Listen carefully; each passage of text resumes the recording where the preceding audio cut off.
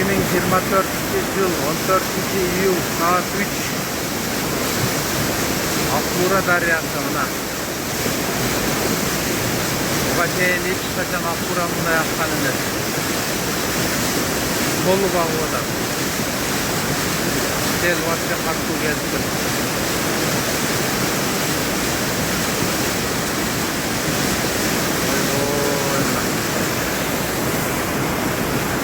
Podyum, podyum nasıl ne var sanırım.